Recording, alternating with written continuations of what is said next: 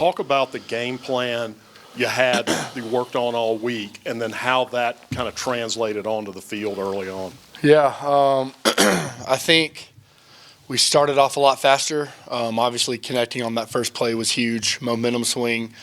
But, the last few games we've struggled. We've been 3 and out several times, and it just kind of like kills the mood. And to have that spark, have Caden go and catch that ball, had great time in the pocket just to deliver a throw.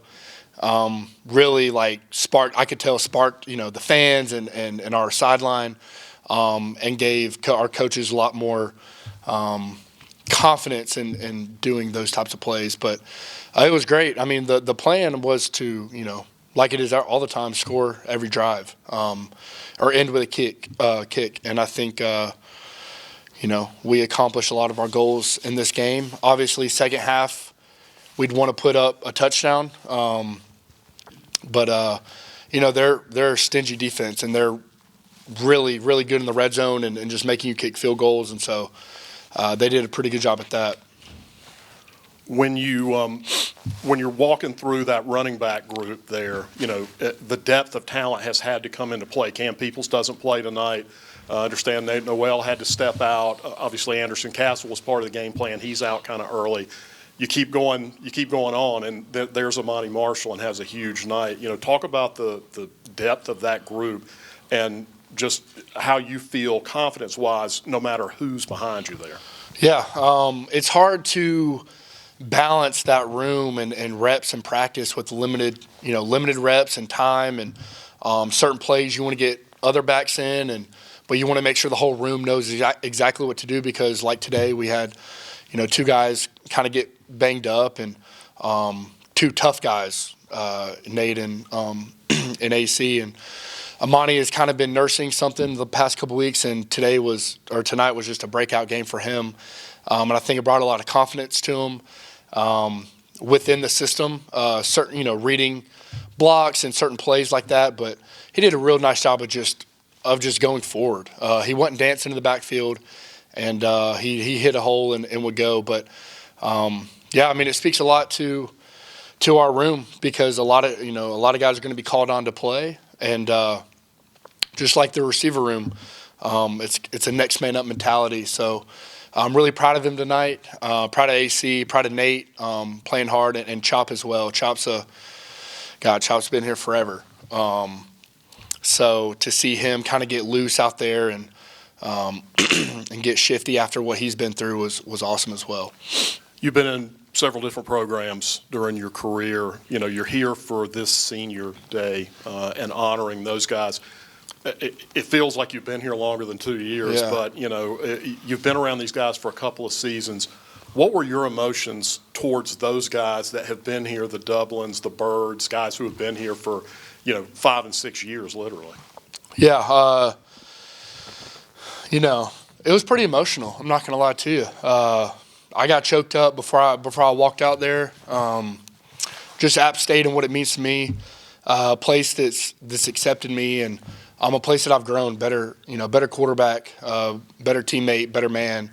And that's a big thanks and to Coach Clark, Coach Barbe, Coach Ponce that I had in the past, Coach Watts. All the coaches on our staff have built us up to be better men, and seeing Nick Hampton walk, Cam walk, been here for a while, Chop, Henry, tonight I was, supposed to be one of the captains, and, Henry's a captain in my eyes, and so I went to Coach Clark and I was like, this guy deserves to walk out there with the OG group of guys. You had Tyler Bird, Steve Jones, Cooper Hodges, and it was going to be me, and I thought, Henry would be the perfect substitution to lead our team. He's been a huge rock for us, and so I wanted to honor him in that, and he appreciated it as well. So, but it was hard in the beginning to kind of wipe those emotions. You have a game to play, place you've invested so much time in, and I've only been here 2 years, like you said, so. It does seem longer, so, I'm thankful for those relationships that I've built here. Chase, you guys need one more win to be bowl eligible. App has a streak going, where they've gone to a bowl game every year that they've been eligible. So how important is it to keep that streak alive? Is it something that you guys maybe talk about or think about? No, it's not something we really think about. It's been an odd year, obviously, for App State football, and so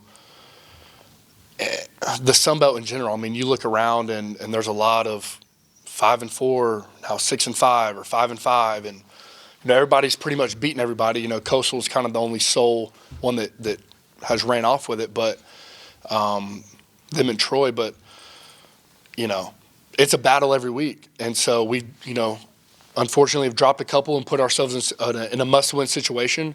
But that's every week. It's a 1-0 mentality, and this week we went 1-0, and we're gonna hit the film room tomorrow, and it's a rivalry game in Georgia Southern, and it'll be my first time heading down there in a long time.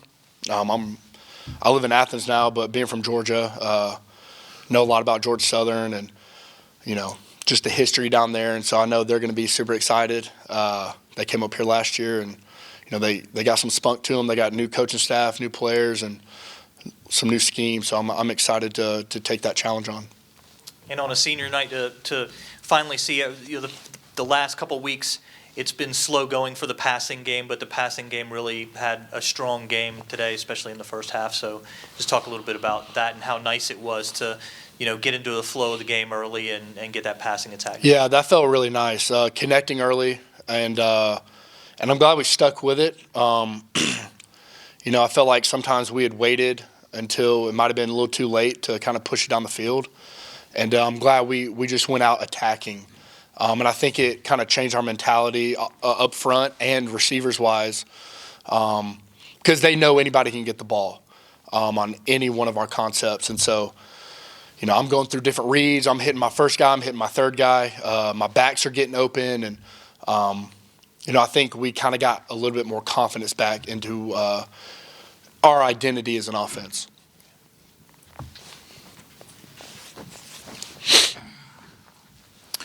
Chase, you mentioned how unusual the Sun Belt is this year. ODU beat Virginia Tech. They beat Coastal. Coastal's only loss on the season. What was it that you saw out of their defense, and did you guys target anything in particular? Right. At Media Day, I got to know the safety number 1, RT. Good little player, great player, savvy, very smart. And so, and then I met one of their tight ends who's out for the year, Zach, and I could tell they're just they're not going to give up type of bunch. And Coach Ronnie recruited me out of high school when he was at Penn State, and so I got to know him a little bit, and I knew what type of team they'd have, and the film definitely shows it. Held Marshall to 4 field goals in the red zone, and that's another, kudos to them and how hard it is to score. A couple of our scores came from deeper throws, and then we'd run it in, but they're a group that's not going to give up. They play really hard.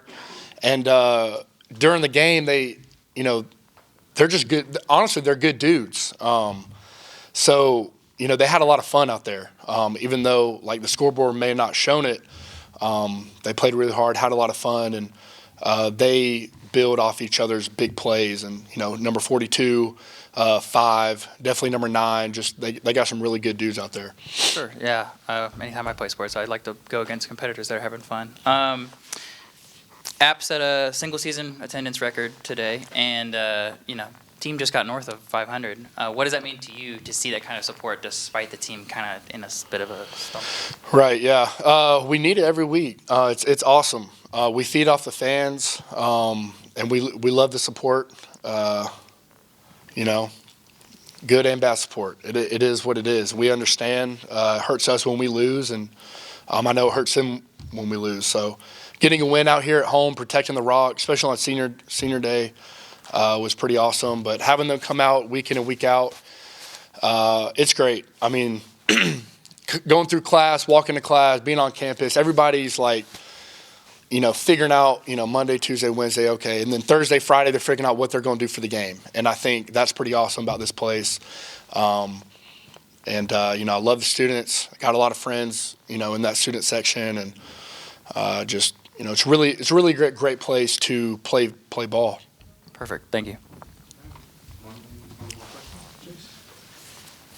Chase, I can't remember if we honored you last year for Senior Day as well, but this being your final home game here at Kid Brewer, were there moments where you tried to stop and kind of soak in the moment, and was there kind of extra emotion knowing that there is a finality to this? Right. This is my first time ever getting recognized. Clemson, when I was graduating, I didn't do it. I wasn't sure what I was going to do.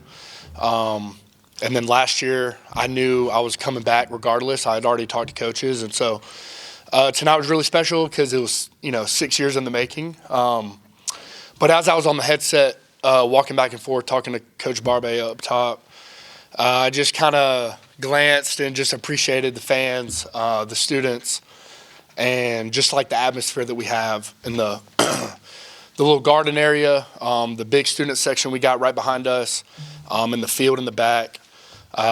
People bundled up, they're there, they're cold, but they're still cheering us on, still supporting us. People got the bibs on, no shirts, painted up faces, just rowdy, just ready to rock and roll. And during those moments, I did just kind of take a step back, look at it, appreciate, because a lot of places aren't like this. Looked up in the box where my parents were sitting, and then where my grandparents sit, so just kind of soaking that in.